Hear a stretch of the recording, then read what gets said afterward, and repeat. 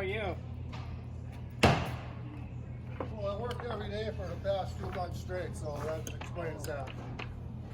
That's including Saturdays and Sundays.